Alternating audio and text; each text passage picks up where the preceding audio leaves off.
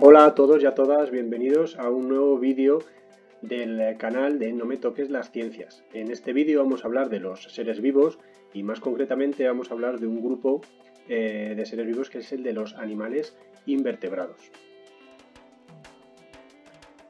Como ya sabéis, los invertebrados son el grupo de seres vivos más numeroso de nuestro planeta.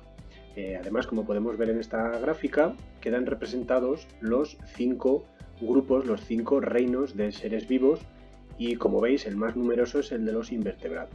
Nos podemos fijar en el reino Monera, que es en el que se incluyen las bacterias, que es el que tiene menos representación de especies en nuestro planeta, y después estaría el reino de los protoctistas, el reino de los hongos y el reino de plantas. Como veis, el reino animales está dividido en sus dos grandes grupos, el grupo de vertebrados y el grupo de invertebrados. Si nos fijamos, el reino animales ocupa casi 3/4 partes de todas las especies que encontramos en nuestro planeta. Los vertebrados, entre los que nos incluimos nosotros, ocuparíamos esta región de la gráfica, y si nos fijamos, los invertebrados son los que ocupan la mayor parte de la representación gráfica. Por lo tanto, hemos de concluir que los invertebrados son el grupo de seres vivos más numeroso de nuestro planeta. De ahí la importancia de este vídeo, porque tenemos que conocerlos a fondo para descubrir cuáles son las cualidades que poseen y que los han hecho poder tener tanta representación en nuestro planeta. Los invertebrados son un grupo muy heterogéneo. ¿Qué significa esto? Pues que todos los integrantes de este grupo son muy diferentes entre sí. Si nos fijamos, vamos a encontrar diferencias en cuanto al tamaño. No hay más que comparar una lombriz con un pulpo o un calamar gigante. Las diferencias en cuanto al tamaño son muy evidentes. También vamos a encontrar diferencias en cuanto a la forma de desplazarse. Porque, por ejemplo, una esponja no se puede desplazar, está fija al sustrato, mientras que una mariposa puede volar y desplazarse. También vamos a encontrar diferencias en cuanto a los ambientes en los que viven. Comparemos, por ejemplo, una sepia y un escorpión. La sepia es un animal invertebrado que va a vivir en ambientes acuáticos marinos, mientras que el escorpión está adaptado a vivir en ambientes terrestres.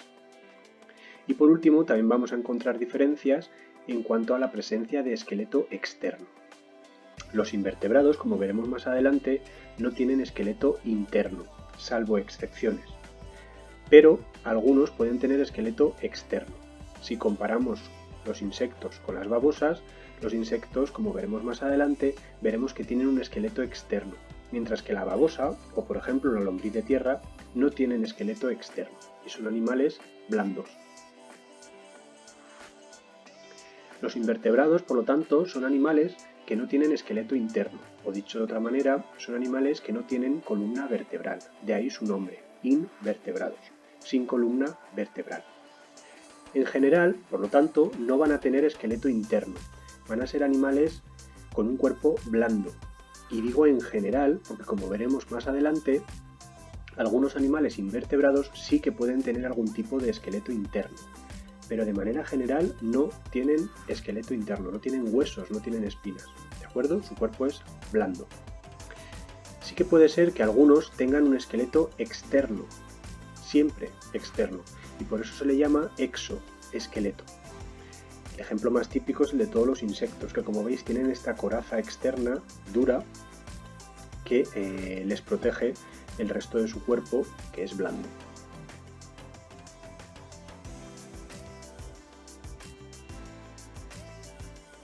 Como hemos dicho anteriormente, hay una gran cantidad de especies de animales invertebrados.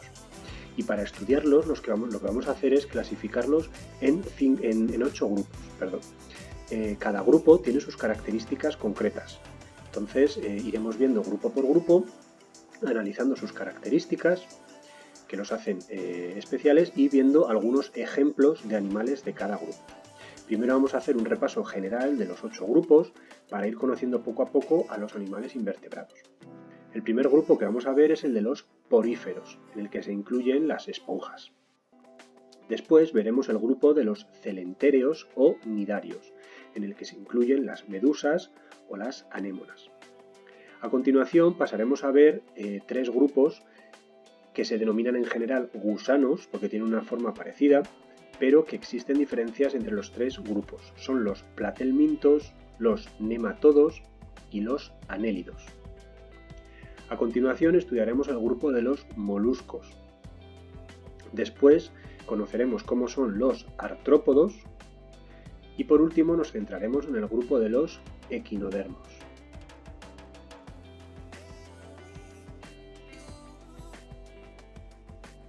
Empezaremos con el grupo de los poríferos. Como podéis ver en estas imágenes, quedan representados generalmente como esponjas. Son conocidos de manera más vulgar como esponjas. Aún así, como veis, tienen diferentes formas, tamaños y colores. Vamos a ver cómo son en general. Como vamos a ver en todo este vídeo, cuando vayamos viendo grupo por grupo, a la derecha iremos incluyendo las características generales del grupo que estemos estudiando y a la izquierda iremos viendo imágenes para que podamos entender las características generales. La primera característica de los poríferos es que tienen una simetría radial o que carecen de simetría. ¿Qué significa simetría? Fijaros en este ejemplo que tenemos aquí. Tenemos dos animales invertebrados, es una anémona y un cangrejo. Ninguno de los dos es un porífero, pero podemos entender a qué nos referimos con lo de simetría. Fijaros, en el caso de una anémona, la anémona se dice que tiene simetría radial, porque cortemos por el plano que cortemos, siempre vamos a obtener dos partes iguales, dos partes simétricas. Por eso se dice que las anémonas tienen simetría radial. Sin embargo, este cangrejo solamente podemos hacer un plano de corte para obtener dos partes iguales. Si nos fijamos, gracias a este plano obtendríamos una mitad y luego por el otro lado otra mitad igual. Solo podemos tener un único plano para obtener dos partes simétricas, dos partes iguales. Por eso se dice que en este caso no hay simetría radial, solamente tenemos un plano de simetría. Estos son los dos tipos de simetrías que puede haber. Un tercer tipo es decir que no tiene simetría. El animal que no tenga simetría es que cortemos por donde cortemos, nunca vamos a obtener dos partes iguales, nunca. En el caso de los poríferos se dice que tienen simetría radial o que no tienen simetría, es decir, que sería este caso. Si nos fijamos en las imágenes que hemos visto anteriormente, como veis, algunos sí que pueden tener simetría radial. Por ejemplo, este porífero de aquí, lo cortemos por donde lo cortemos, siempre vamos a obtener dos partes iguales. Sin embargo, existen otros, como por ejemplo este, que no tiene simetría.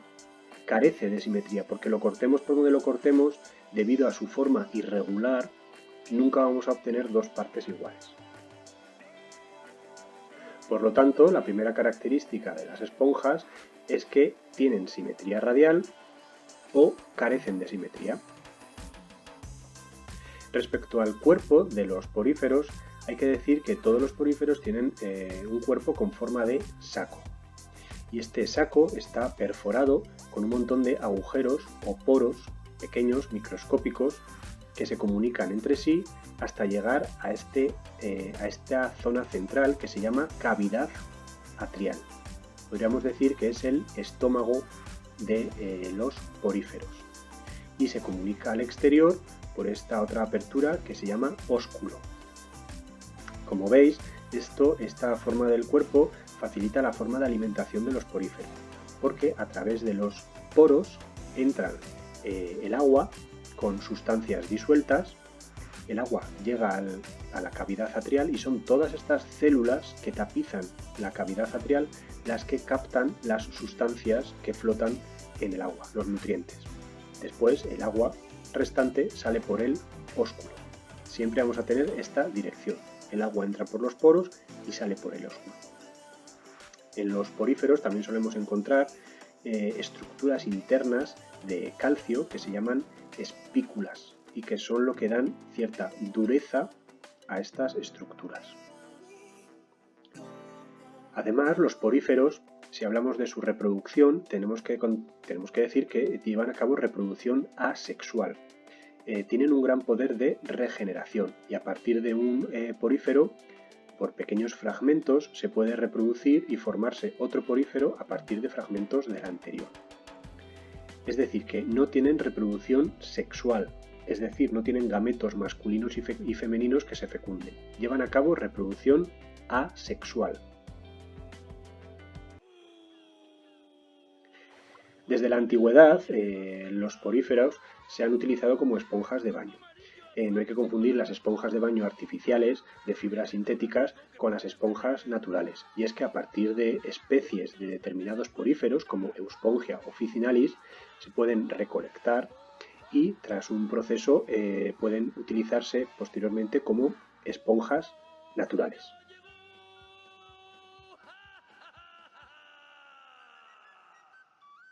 Vamos a pasar al siguiente grupo de invertebrados, que es el de los celentéreos o nidarios.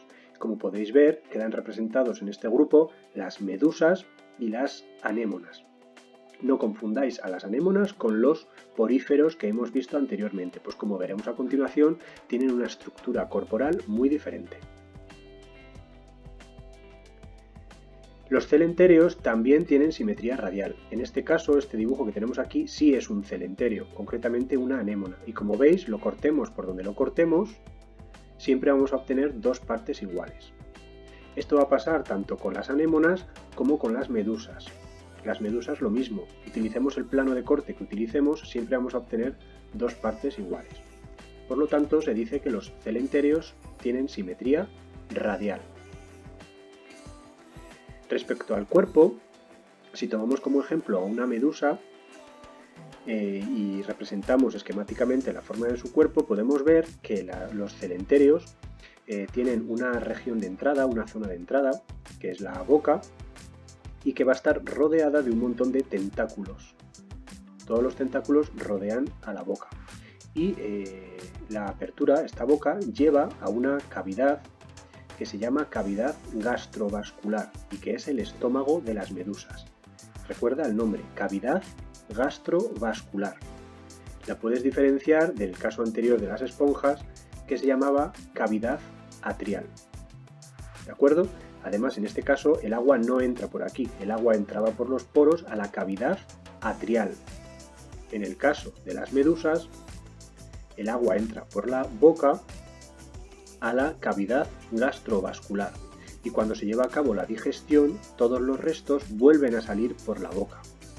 Por eso se puede decir que las medusas o los celentéreos tienen una boca-ano, porque hace las dos funciones a la vez. El alimento entra y el alimento luego vuelve a salir cuando se lleva a cabo la digestión. Es muy importante que tengamos en cuenta cómo son los tentáculos de los celentéreos, porque generalmente suelen estar llenos de células urticantes. Fijaros en esta ampliación de los tentáculos para que veáis cómo son las células que encontramos en los tentáculos. Generalmente tienen un pequeño disparador llamado nidocilio que en cuanto se toca hay un opérculo que se abre y sale disparado un filamento con un aguijón.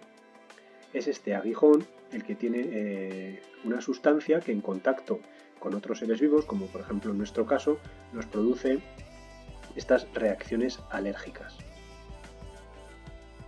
Hay que decir que generalmente los celentéreos tienen una alimentación carnívora, es decir, que se alimentan de otros animales. Y es muy importante que tengamos en cuenta cómo son los celentéreos en cuanto a su forma corporal. Como veis, los celentéreos los podemos encontrar de dos maneras, en forma de medusa o en forma de pólipo, también conocido como anémona. En realidad las dos estructuras corporales son parecidas, lo que pasa que la medusa es en forma de paraguas y el pólipo es como si diéramos la vuelta a la medusa y quedara pegada al suelo. Como veis, los dos tienen boca, la medusa la tiene aquí y el pólipo, la boca, la tiene aquí. Y como veis, la boca está rodeada en ambos casos por tentáculos. La medusa, la boca la tiene aquí y todo alrededor está lleno de tentáculos. Y el pólipo, la boca la tiene aquí y alrededor de la boca encontramos todos estos tentáculos. En ambos casos también hay una cavidad gastrovascular. La de la medusa está aquí y la del pólipo está aquí.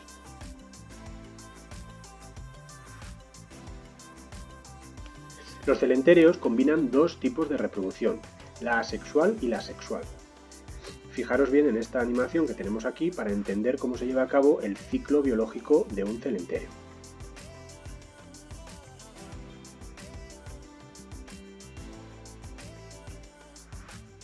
Como veis, los pólipos se reproducen de manera asexual. Tenemos un pólipo aquí y se va reproduciendo de manera asexual formando pequeñas medusas. Las medusas, cuando ya son adultas, forman los gametos, gametos masculinos y gametos femeninos, y se lleva a cabo la fecundación, formando una pequeña larva que dará lugar de nuevo a un pólipo. Como veis, es un ciclo continuo. El pólipo se reproduce asexualmente, a partir de esta reproducción se forman medusas, y las medusas se reproducen sexualmente. Producen espermatozoides y óvulos que se fecundan, produce una larva y volvemos a cerrar el ciclo y tenemos otra vez otro pólipo que se volverá a reproducir asexualmente y así continuamente. En muchas ocasiones los pólipos se agrupan en grandes colonias, unos al lado de otros, y se rodean de un esqueleto de calcio, formando los corales. Fijaros, este es el pólipo, como el que hemos visto anteriormente, con su boca, sus tentáculos y aquí dentro su cavidad gastrovascular. Pues bien, estos pólipos pueden ir segregando este esqueleto de calcio que le irá cubriendo poco a poco y que irá formando los corales que estamos acostumbrados a ver en determinados fondos marinos.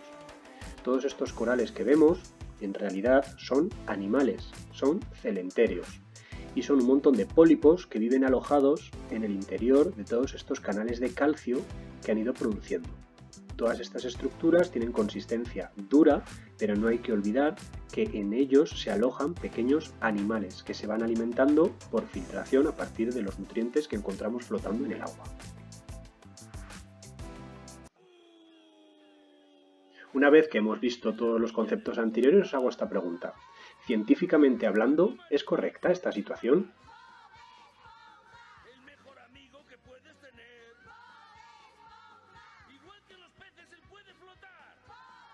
Evidentemente, claro que no. Un porífero nunca puede cazar medusas de las que alimentarse. Como ya hemos dicho anteriormente, los poríferos son animales filtradores y nunca se van a alimentar de medusas.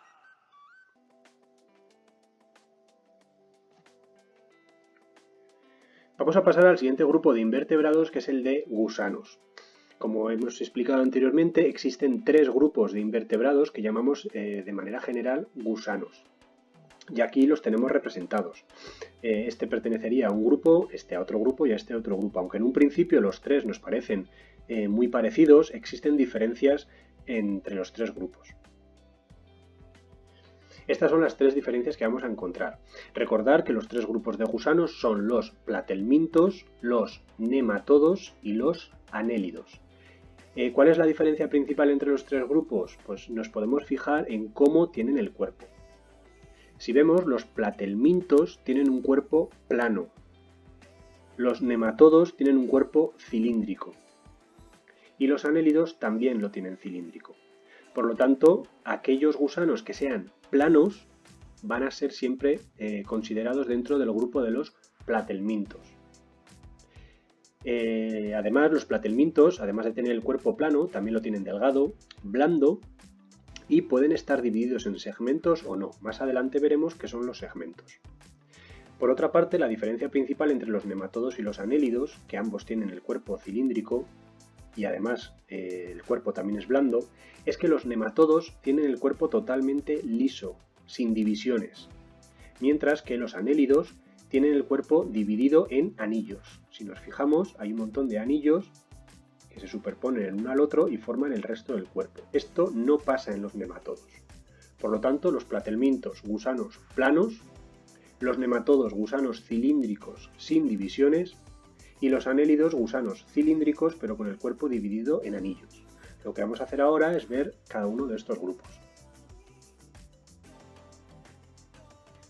Vamos a empezar con los platelmintos.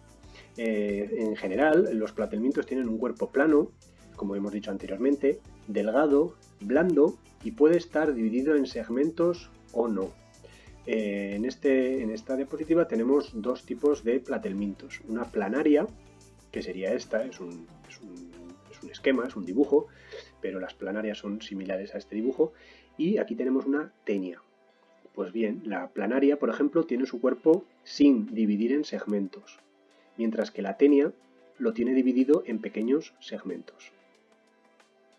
Por lo tanto, los platelmintos pueden tener el cuerpo dividido en segmentos o no, pero en ambos casos diríamos que el cuerpo es plano.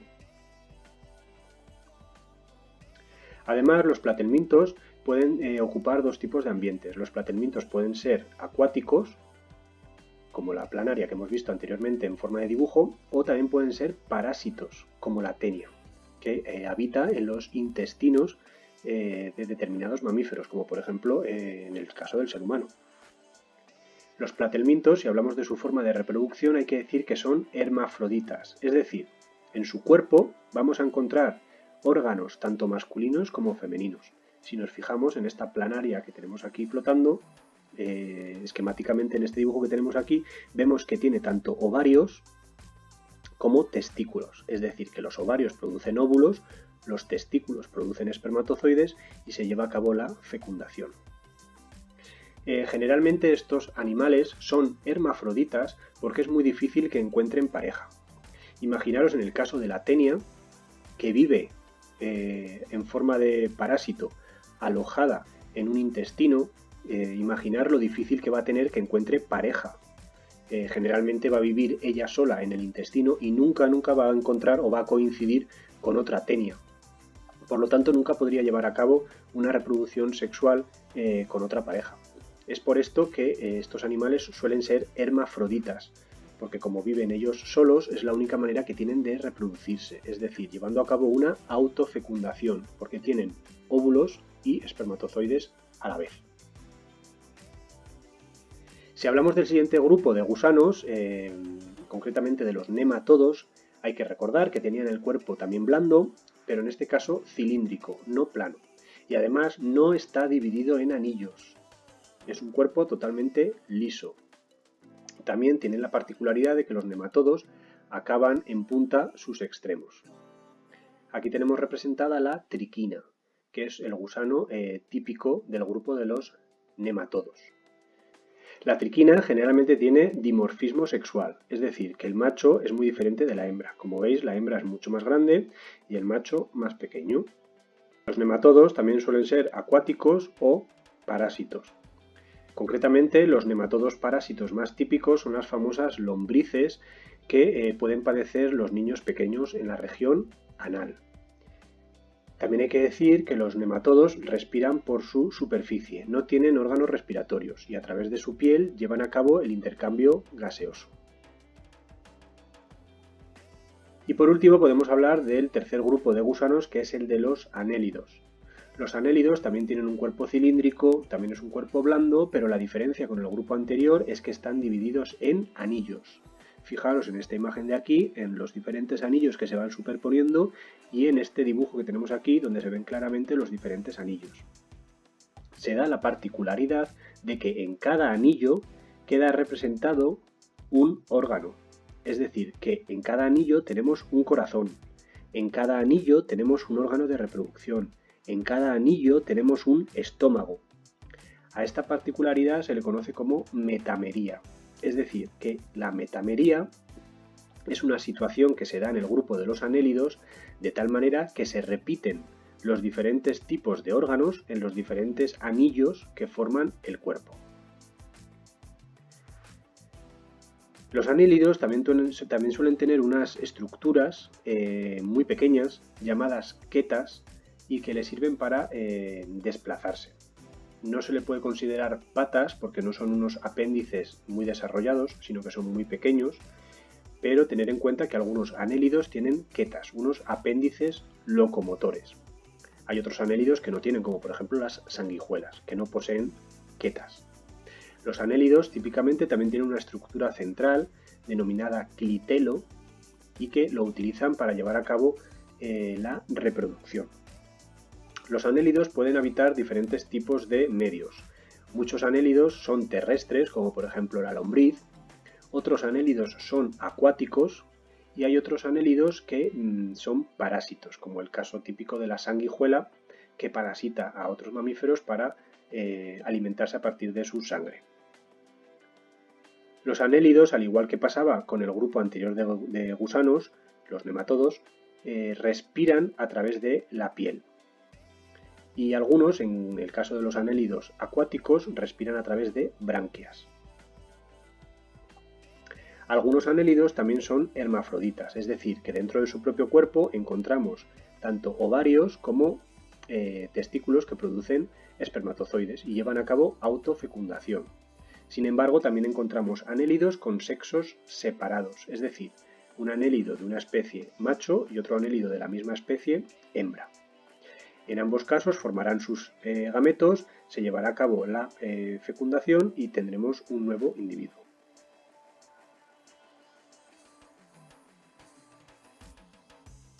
Recordar, por tanto, los tres grupos de gusanos: platelmintos, nematodos y anélidos. Los platelmintos planos, que pueden estar divididos en segmentos o no, y los representantes más típicos son la planaria o la tenia.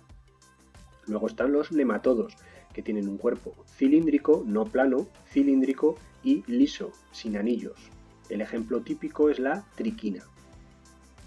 Y por último tenemos a los anélidos, que también tienen un cuerpo cilíndrico pero dividido en anillos. Y los ejemplos típicos serían la sanguijuela o la lombriz de tierra.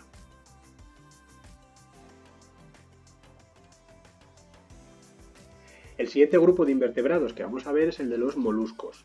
Como veis en estas imágenes tenemos diferentes representaciones de moluscos y a primera vista se ve que existen moluscos muy diferentes entre sí. No solamente en cuanto a su forma del cuerpo, sino en cuanto a su alimentación o en cuanto al medio en el que viven. De forma general, los moluscos, en este caso, ya tienen simetría bilateral, es decir, que para obtener dos partes iguales de un molusco solamente podemos utilizar un plano de simetría, un plano de corte. Por lo tanto, los moluscos son los primeros animales invertebrados que hemos visto que ya tienen simetría bilateral. Además, los moluscos van a tener ya el cuerpo dividido en tres regiones muy diferenciadas, que no hemos encontrado en casos anteriores. Los moluscos ya van a tener una cabeza, van a tener una zona denominada masa visceral, porque en ella se alojan todas las vísceras, el estómago, el aparato reproductor o los pulmones.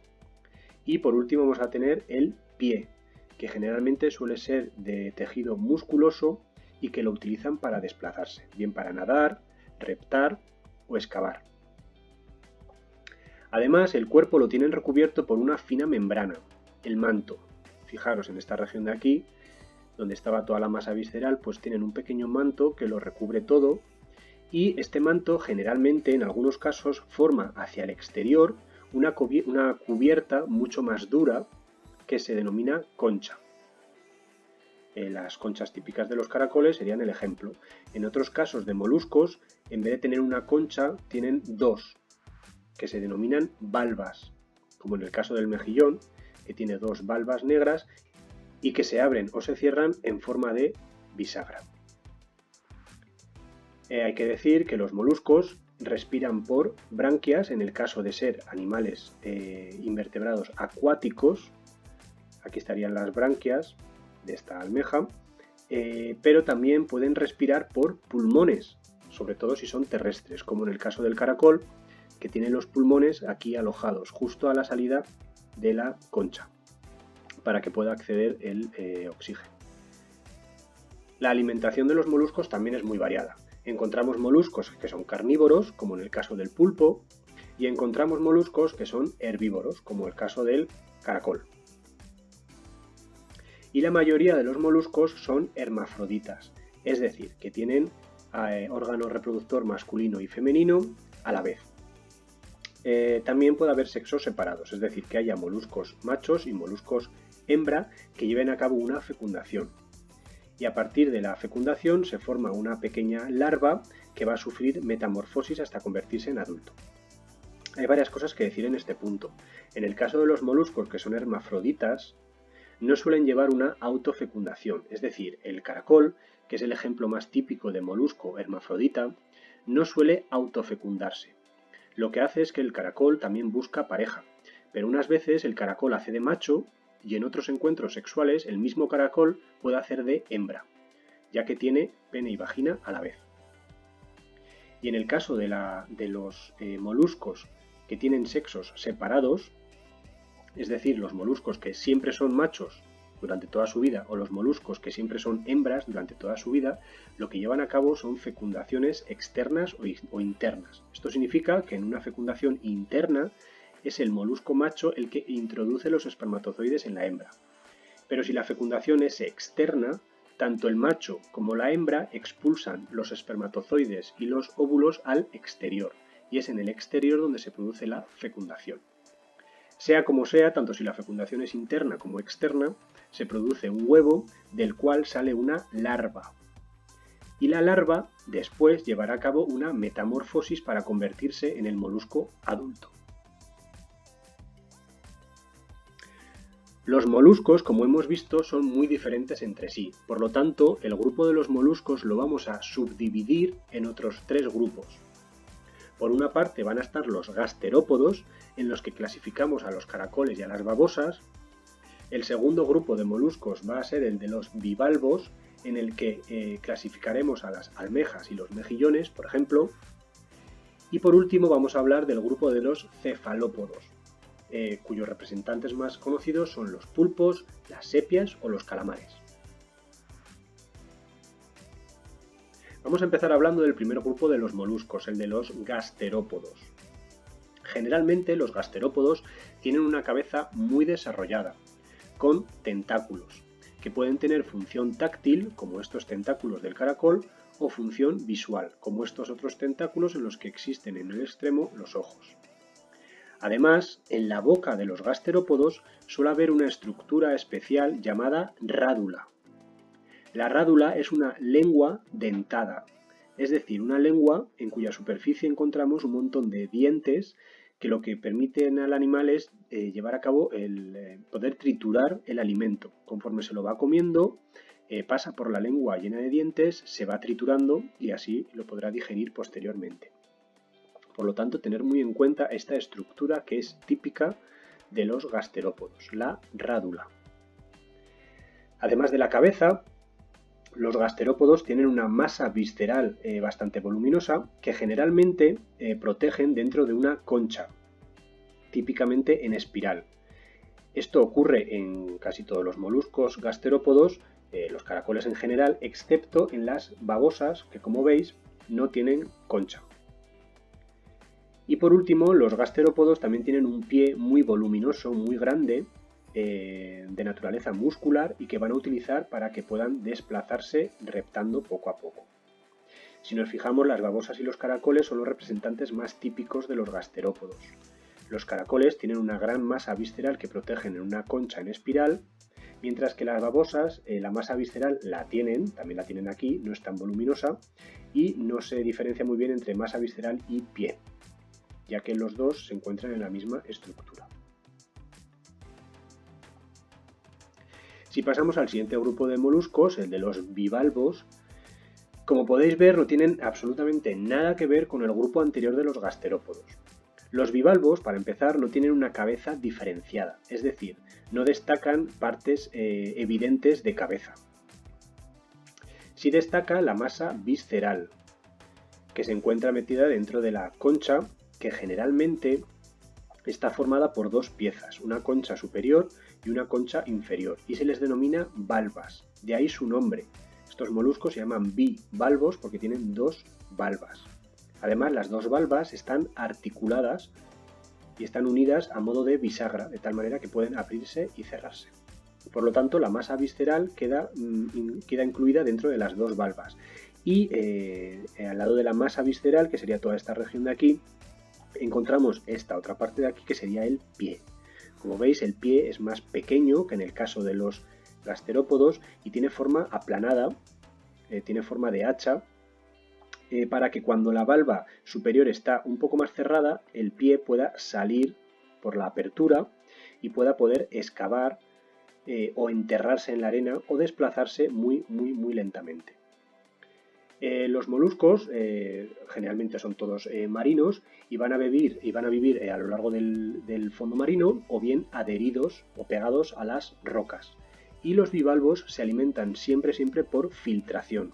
Es decir, que cuando esta valva está cerrada sobre la inferior, generalmente hacen una pequeña apertura para que entre agua con nutrientes y los nutrientes se queden en el interior. ¿De acuerdo? Y vamos ya con el último grupo de moluscos, que es el de los cefalópodos.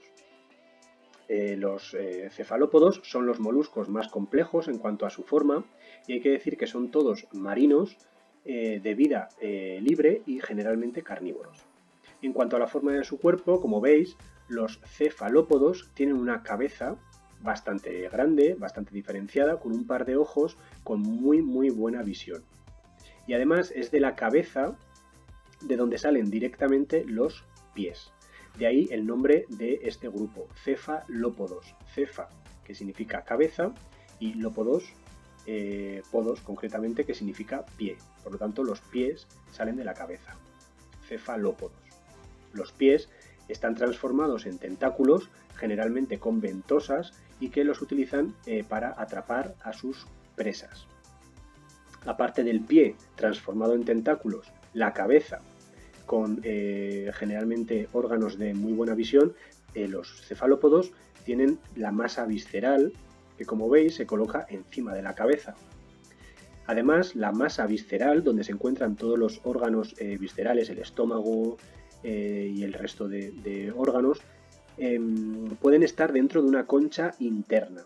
Esta es la excepción a la que me refería al principio del vídeo, cuando os dije que los animales invertebrados no tienen esqueleto interno. Pues bien, una excepción es el de los moluscos cefalópodos, ya que generalmente algunos cefalópodos tienen todas las vísceras protegidas por un esqueleto interno, por una concha interna. Esto es lo que sucede en el caso del calamar. Mientras que otros cefalópodos, la concha no la tienen interna, la tienen externa, como en el caso de este otro cefalópodo, que es el Nautilus. Algunos otros cefalópodos, la masa visceral no la tienen protegida por ningún tipo de concha. Es lo que pasa con el pulpo. Por lo tanto, como veis, en los cefalópodos encontramos tres opciones. La masa visceral protegida con una concha interna, el calamar, la masa visceral protegida por una concha externa, el Nautilus, o la masa visceral que no tiene ningún tipo de protección, como en el caso del pulpo.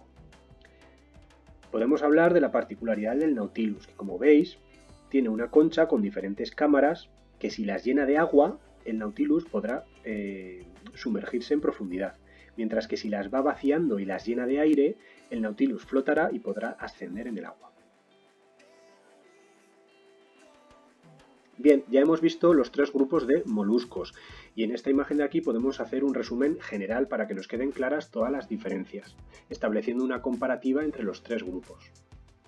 Recordad, hay tres grupos de moluscos: los gasterópodos, los bivalvos y los cefalópodos. Los gasterópodos tienen una cabeza con tentáculos. Tienen un pie musculoso que les sirve para reptar. Poseen la rádula, que era la lengua con dientes. Generalmente tienen una concha en espiral, como en el caso de los caracoles, aunque hay excepciones como las babosas que no tienen concha. Y pueden respirar por branquias o por pulmones. Por branquias si son gasterópodos acuáticos y por pulmones si son gasterópodos terrestres. Por último, decir que la mayoría de los gasterópodos son herbívoros. Respecto al grupo de bivalvos, hay que decir que la concha la tiene formada por dos valvas que se articulan entre sí y que generalmente no tienen una cabeza diferenciada. Además, su pie es más pequeño y suele ser excavador. Como todos son acuáticos, todos los bivalvos respiran por branquias y además se alimentan por filtración. Y por último, el grupo de los cefalópodos, hay que decir que tienen una cabeza muy diferenciada y muy bien formada. Es muy evidente la cabeza de estos animales. Además, de la propia cabeza sale el pie, que está transformado en tentáculos y que rodean su boca. Hay que decir que los cefalópodos no tienen concha, o si la tienen interna, como en el caso de la sepia, o externa, como en el caso del Nautilus. Y generalmente todos los cefalópodos son carnívoros.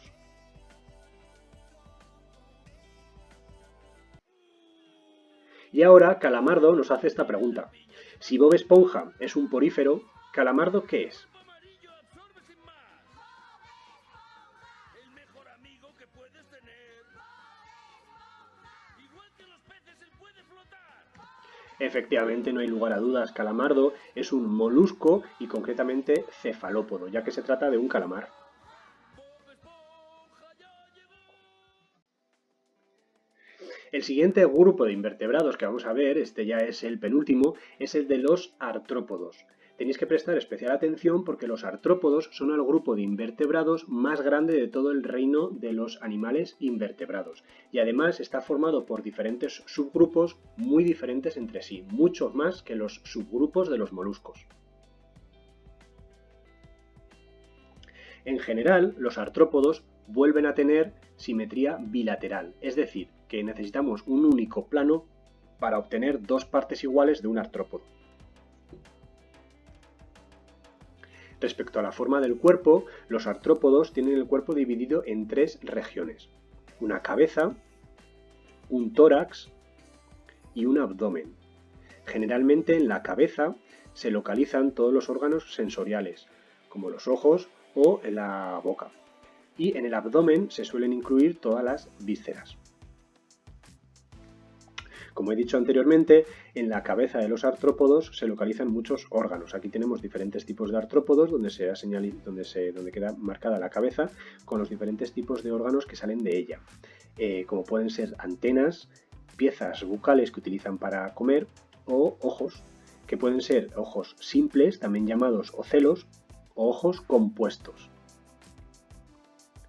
Además, los artrópodos, de ahí su nombre, tienen apéndices articulados.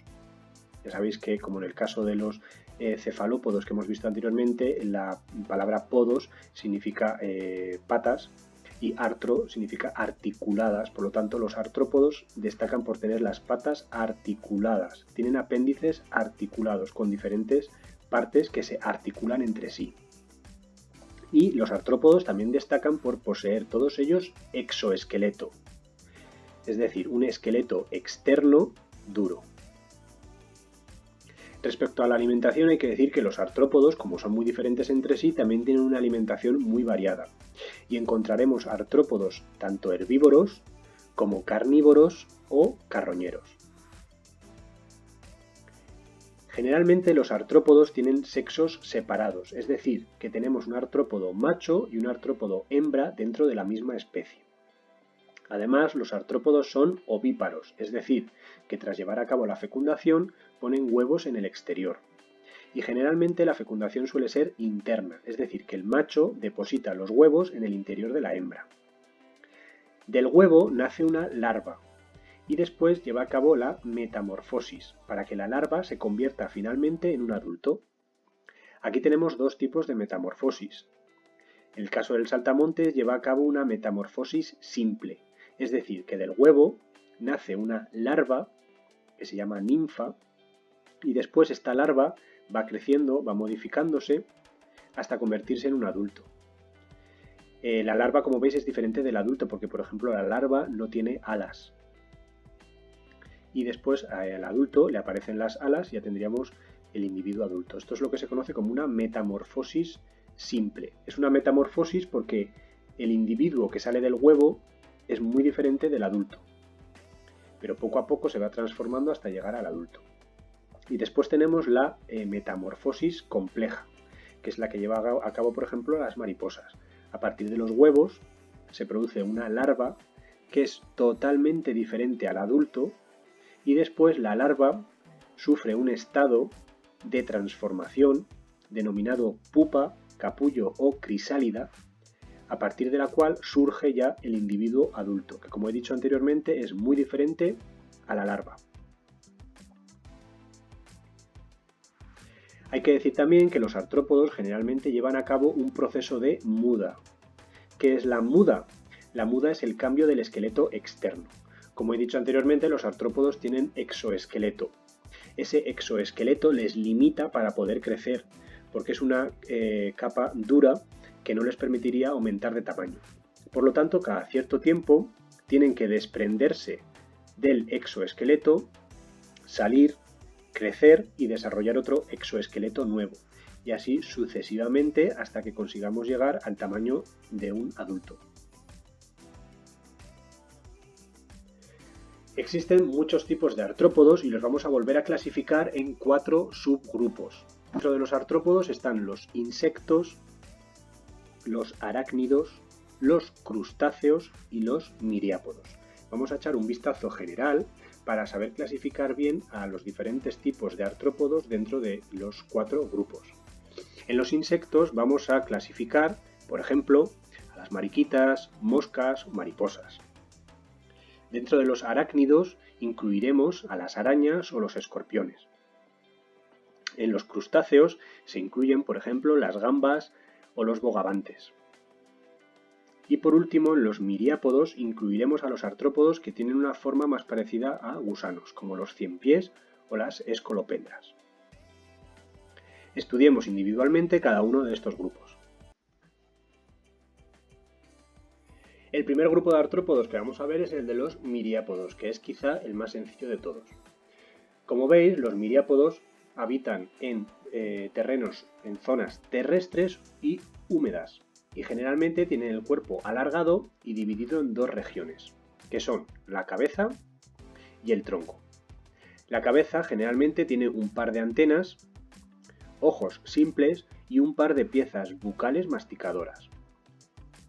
Y también de la cabeza salen 2 antenas que generalmente van a tener una función sensitiva para captar determinados estímulos. Aparte de la cabeza tenemos el resto del tronco, que como he dicho anteriormente, si os acordáis, los artrópodos tenían 3 regiones: cabeza, tórax y abdomen. No sé si lo recordáis anteriormente cuando hemos visto sus características aquí. ¿Veis? Todos los artrópodos tienen cabeza, tórax y abdomen. ¿Qué pasa en el caso de los miriápodos? Pues que el tórax y el abdomen están fusionados en el tronco. No hay diferencia entre tórax y abdomen. Ambos forman una única estructura denominada tronco. Y además el tronco está dividido en varios segmentos. De cada segmento pueden salir una o 2 patas. Fijaros en este esquema que tenemos aquí. Cuando de cada segmento sale un par de patas, hablamos de ciempiés. Pero cuando de cada segmento salen 2 pares de patas, 2 a cada lado, entonces hablamos de milpiés. Esa es la diferencia principal entre ciempiés y milpiés. En el caso de los milpiés, de cada segmento salen 2 pares de patas. En esta imagen estamos viendo un milpiés, porque como veis, de cada segmento salen 2 pares de patas, un par aquí y otro par aquí. Bien, una vez que hemos visto a los miriápodos, que es el grupo más sencillo, vamos a pasar al caso de los artrópodos, concretamente a los artrópodos arácnidos. Hay que decir que generalmente los arácnidos habitan ambientes cálidos y secos, que la mayoría son carnívoros y que el cuerpo lo tienen dividido en 2 regiones también. Por una parte tenemos esta región de aquí, que se conoce como cefalotórax, es decir, que una vez más la cabeza está unida al tórax. En el caso anterior, en el de los miriápodos, la cabeza iba por un lado y el tórax y el abdomen estaban unidos en forma de tronco. ¿Veis? La cabeza por un lado y tórax y abdomen en forma de tronco. Pues en el caso de los arácnidos es la cabeza la que está fusionada al tórax, formando el cefalotórax. En el caso de la araña, el cefalotórax sería esta región de aquí. ¿Qué cosas tenemos en el cefalotórax? Pues generalmente, en esta otra imagen se aprecia muy bien, del cefalotórax salen los quelíceros, que son 2 apéndices que generalmente utiliza para poder alimentarse, para poder cazar a la presa, mantenerla y luego irla comiéndosela poco a poco al tenerla sujeta. Por lo tanto, los quelíceros los utiliza para alimentarse. Y después, a ambos lados también salen otras 2 estructuras que son los pedipalpos. Serían esta de aquí y esta otra de aquí, que los utiliza para defenderse. Por último, del cefalotórax también salen 4 pares de patas. En algunos casos pueden ser pinzas, como en el caso del escorpión. Fijaros bien en la diferencia entre los dos. Aquí tenemos una araña y de la araña, del cefalotórax de la araña, salen 4 pares de patas. De todos los arácnidos salen 4 pares de patas. 1, 2, 3 y 4. Y como he dicho anteriormente, en el caso de los escorpiones, el primer par de patas está transformado en forma de pinzas. 1, 2, 3 y 4. Pero con el primer par transformado. Por último, tenemos el abdomen, que generalmente tiene forma de globo, en el caso de las arañas, o en el caso del escorpión, todo el abdomen está segmentado. Y en el abdomen encontramos glándulas, sobre todo en el caso de las arañas, encontramos glándulas en la parte más posterior, que son las glándulas que producen la seda para las telas de araña. Mientras que en el caso de los escorpiones, la parte más posterior del abdomen está transformado en un aguijón.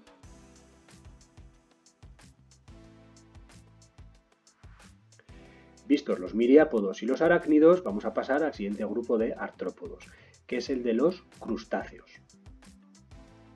Los crustáceos generalmente van a vivir en aguas marinas, dulces y en zonas terrestres, por lo tanto ocupan una gran mayoría de ambientes.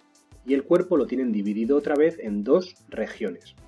Al igual que en el caso de los arácnidos, tenemos de nuevo la cabeza unida al tórax. Por lo tanto, volvemos a hablar de un cefalotórax. De la cabeza, además, salen antenas que pueden tener función táctil, es decir, para tocar, o olfativas, es decir, para oler. En la cabeza también tenemos los ojos y también tenemos mandíbulas masticadoras. Del cefalotórax van a salir 5 pares de patas. Recordar que en el caso anterior, el de los arácnidos, salían 4 pares de patas. Pues en el caso de los crustáceos no son 4, sino 5 pares de patas, que vuelven a salir otra vez del cefalotórax. Además, generalmente el primer par lo suelen tener transformado en pinzas. Pero recordar que siempre son 5 pares de patas. Y además del cefalotórax, también los crustáceos poseen el abdomen, que generalmente está segmentado para poder facilitar el desplazamiento, ya que estos animales tienen que nadar, pues el abdomen segmentado permite que se articule entre sí y pueda impulsarse y desplazarse. Lo mismo pasa en el caso de las gambas o langostinos, que también tienen su cefalotórax y todo el abdomen articulado o segmentado para poder desplazarse. Generalmente, el último segmento de los crustáceos suele ser una paleta natatoria que le ayuda para impulsarse y poder nadar. Vistos los miriápodos, arácnidos y crustáceos, vamos a ir ya con el último grupo de artrópodos. Vamos a dejar para el final a los que consideramos más importantes de los artrópodos, ya que los insectos son el grupo de artrópodos o quizá el grupo de animales invertebrados más numeroso o con mayor representación en el reino animal. Como he dicho, los insectos son los que tienen mayor representación o éxito biológico, es decir, son los animales invertebrados más numerosos del planeta Tierra. Además, habitan todos los ambientes, tanto el terrestre como el marino. Alguno de ellos incluso puede ser parásito. Y en este caso el cuerpo sí que lo tienen dividido en 3 regiones totalmente marcadas, es decir, la cabeza por un lado, el tórax por otro lado y el abdomen por otro lado. No se suelen unir entre sí, es decir, que en este caso no hablamos de cefalotórax. Los insectos no tienen cefalotórax, tienen cabeza por un lado, tórax por otro lado y abdomen por otro lado. En la cabeza generalmente encontramos las antenas, que una vez más pueden ser táctiles, es decir, para tocar, para palpar, y olfativas, es decir, para oler. En la cabeza también encontramos la boca y además encontramos 2 grandes ojos compuestos y generalmente en la parte central varios ojos más pequeños, denominados ojos simples. La siguiente región sería el tórax, del que suelen salir 3 pares de patas. Recuerda, por tanto, la diferencia de los insectos. En el caso de los arácnidos salían 5 pares de patas. En el caso de los crustáceos salían 4 pares de patas. Y en el caso de los insectos solamente salen 3 pares de patas. En ocasiones, además, los insectos pueden tener 1 o 2 pares de alas. Y por último, la región más posterior del cuerpo de los insectos es una vez más el abdomen, que también lo tenemos segmentado y generalmente sin ningún tipo de apéndice. Tanto las alas como las patas salen de la región central, el tórax. Los insectos, como hemos dicho anteriormente, son el grupo de artrópodos y por tanto de animales invertebrados mayoritario del planeta Tierra. Por lo tanto, es normal que los insectos los tengamos que volver a clasificar en diferentes subgrupos para poder comprenderlos mejor. Los insectos los vamos a clasificar en estos grandes grupos. Por una parte, tenemos a los saltamontes, son los conocidos como ortópteros. Por otra parte, tenemos las libélulas y los caballitos del diablo, que son los odonatos. El tercer grupo de insectos es el de los pulgones, chinches y cigarras, denominados científicamente como hemípteros. Otro grupo de insectos es el de los escarabajos y las mariquitas, denominados como coleópteros. El quinto grupo de insectos lo ocupan las hormigas, abejas y avispas. Son los himenópteros. El siguiente grupo de insectos es el de las mariposas y las polillas, que se les conoce científicamente como lepidópteros.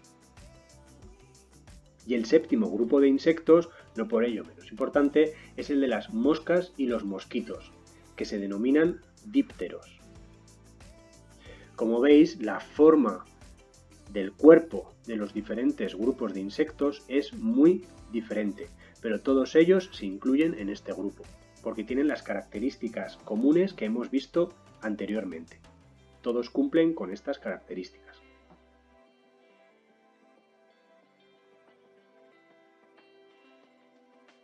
Si hacemos un resumen general de los artrópodos, podemos ir comparando grupo por grupo.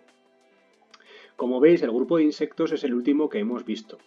Dentro de los insectos incluimos las mariquitas, hormigas, mariposas o moscas. Estas son sus características generales. Su cuerpo está dividido en cabeza, tórax y abdomen. Fijaros en la hormiga. Cabeza, tórax y abdomen. En la cabeza tienen ojos compuestos, además de ojos simples y generalmente antenas. Del tórax siempre salen 3 pares de patas. Acordaros, de los insectos, 3 pares de patas, que son articuladas y que pueden tener además 1 o 2 pares de alas. La respiración de los insectos la llevan a cabo a través de tráqueas. Las tráqueas son unos tubos que se ramifican por el interior de todo su cuerpo y que contactan directamente con el exterior. Por lo tanto, respiran a través de todo su cuerpo porque está lleno de pequeños poros que son la apertura a un montón de tubos ramificados por su interior. Así conseguimos que el oxígeno llegue a todas las partes del interior de su cuerpo. Y generalmente los insectos tienen sexos separados, es decir, hay insectos macho e insectos hembra. Llevan a cabo fecundación interna, es decir, el macho deposita los espermatozoides dentro de la hembra. Son ovíparos, es decir, que luego la hembra pone huevos al exterior y estos huevos llevan a cabo metamorfosis, es decir, que del huevo sale una larva, de la larva se forma una pupa crisálida o capullo y de ella sale un adulto. En el caso de los arácnidos, donde teníamos representados a la araña o al escorpión, hay que decir que su cuerpo está dividido en 2 partes. Cabeza y tórax forman el cefalotórax y por otra parte tenemos el abdomen. Además, los arácnidos tenían 4 pares de patas y generalmente tenían 2 apéndices típicos, los quelíceros que utilizaban para comer y los pedipalpos que utilizaban para defenderse. La mayor parte de los arácnidos son carnívoros, Y los arácnidos, como característica importante, es que nunca llevan a cabo metamorfosis, es decir, que de los huevos sale directamente un individuo parecido al adulto. Los crustáceos, por su parte, hay que decir que son casi todos marinos, aunque pueda haber crustáceos de agua dulce, como el cangrejo de río.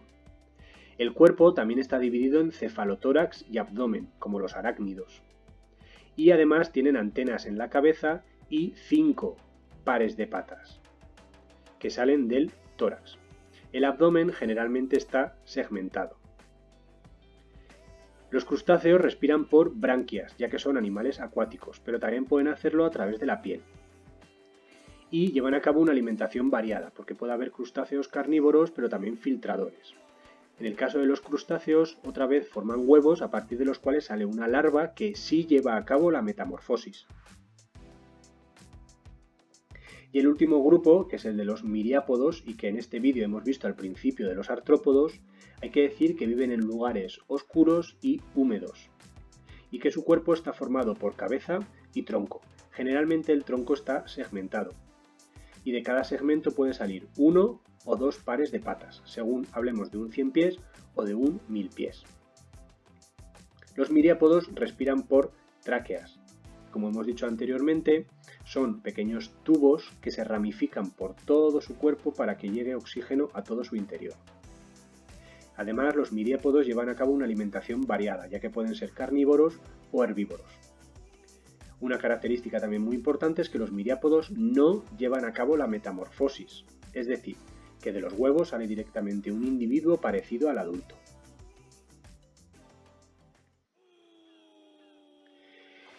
Y ahora, si Bob Esponja es un porífero, Calamardo es un molusco cefalópodo, salta a la vista que este personaje es un...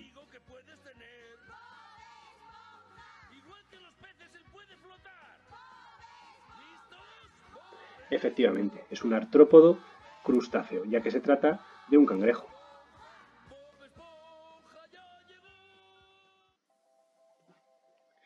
Vamos ya con el último grupo de los animales invertebrados, que es el de los equinodermos, y que, como podéis ver, una vez más, tiene diferentes representantes en cuanto a forma, tamaño y color. Las características generales de los equinodermos es que en este caso tienen simetría radial.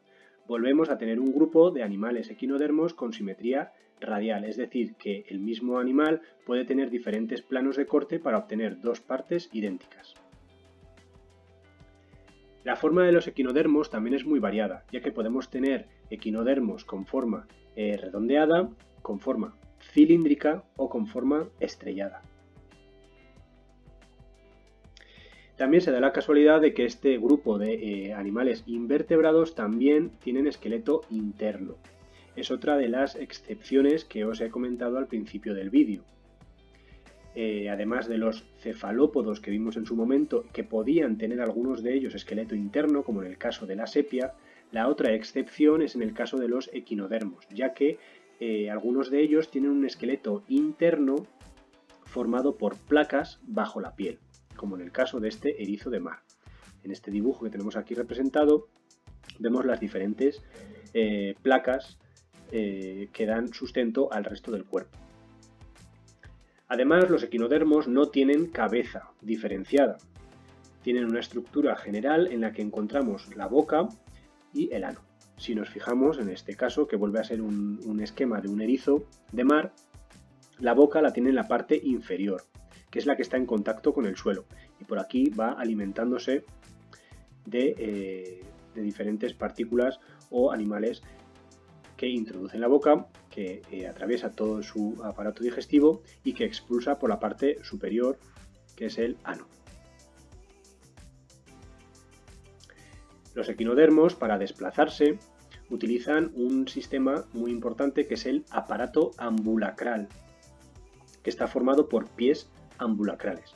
Aquí tenemos esta estrella de mar y podemos observar que en su interior tiene todas estas ramificaciones, que es el aparato ambulacral, que atraviesan la piel y que podemos ver externamente en forma de pequeños pies que se van moviendo poco a poco y permiten que toda la estructura corporal se vaya desplazando poco a poco por el fondo marino. Por lo tanto, los equinodermos se pueden desplazar gracias a su aparato ambulacral. Generalmente los equinodermos, una vez más, respiran a través de la piel, es decir, a través de la piel se lleva a cabo el intercambio gaseoso, expulsan el dióxido de carbono y toman el oxígeno que está disuelto en el agua. Los equinodermos generalmente van a ser carnívoros. Y además hay que decir que los equinodermos también tienen sexos separados, aunque hay algunos casos de hermafroditismo. Pero generalmente vamos a encontrar equinodermos de la misma especie, machos y hembras. Los machos producirán espermatozoides, las hembras producirán óvulos y se producirá una fecundación externa que dará lugar a un huevo. Del huevo nace una larva y siempre que haya larva estamos hablando de metamorfosis, porque como veis la larva es totalmente diferente a los adultos, por lo tanto tendrá que sufrir un proceso de metamorfosis que lo convertirá finalmente en un equinodermo adulto.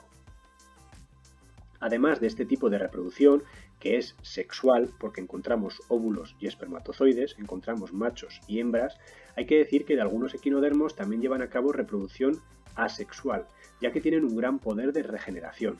Es decir, que a partir de un equinodermo adulto, a partir de un fragmento de un equinodermo adulto, se pueden regenerar y formar un individuo nuevo. Fijaros, a partir de este brazo se están formando pequeños brazos que se harán cada vez más grandes hasta dar lugar a un individuo adulto. Los equinodermos, como hemos visto al principio, son también un grupo de invertebrados con muchas formas y muchos tipos. Los vamos a clasificar en 5 grandes de grupos, pero no os preocupéis porque no vamos a ver las particularidades de cada grupo. Simplemente quedaros con que existen diferentes tipos de equinodermos, que los clasificamos en 5 grupos y que los representantes más importantes son estos. En el grupo de los equinodermos equinoideos vamos a incluir a los erizos de mar, como este tipo de erizo de mar muy particular que encontramos en aguas tropicales o aguas más cálidas y que generalmente tienen forma redondeada con pinchos característicos. El siguiente grupo es el grupo de los equinodermos asteroideos, en el que se incluyen todas las estrellas de mar. El siguiente grupo es el de los ofiuroideos, en el que destacan las ofiuras, que son como las estrellas de mar, pero los brazos los tienen mucho más articulados, los van desplazando con mayor movimiento que las estrellas de mar. El cuarto grupo de equinodermos es el de los holoturoideos, y los representantes típicos son las holoturias, también denominadas vulgarmente como pepinos de mar. Generalmente tienen estructura alargada, también se desplazan a ras de suelo. Y el último grupo de los equinodermos, quizá el más particular, es el de los crinoideos, como el ejemplo de los lirios de mar, que también pueden parecer plantas, pero que son animales, porque son heterótrofos y no llevan a cabo la fotosíntesis. Y una vez llegados a este punto, os propongo la última pregunta. Si Bob Esponja es un porífero, Calamardo es un molusco cefalópodo, el señor Cangrejo es un artrópodo crustáceo, entonces este personaje es un...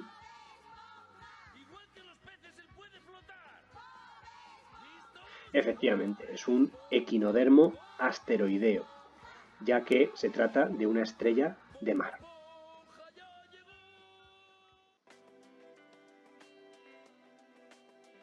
Y hasta aquí todos los grupos en los que clasificamos a los animales invertebrados. Hay que decir, para acabar este vídeo, que los invertebrados son sumamente importantes, ya que, por ejemplo, los invertebrados los utilizamos como alimento. Además, son fuente de muchas materias primas, como en el caso de la ostra, que produce las perlas naturales, y además también los invertebrados reciclan la materia orgánica, como las lombrices de tierra o los escarabajos, es decir, que la materia orgánica que se encuentra en el suelo en forma de seres vivos en proceso de descomposición se recicla y la transforman en materia inorgánica para que pueda ser utilizada por las plantas.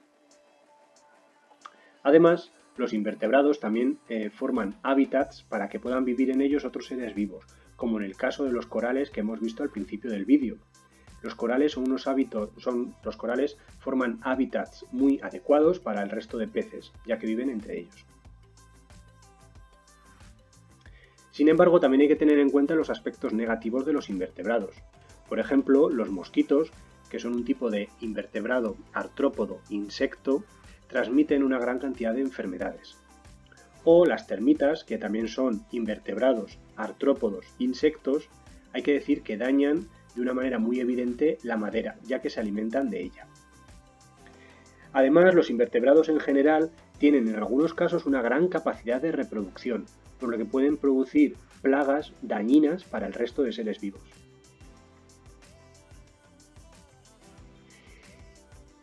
Ya está aquí toda la información que debíamos tener en cuenta para conocer este gran grupo de animales invertebrados.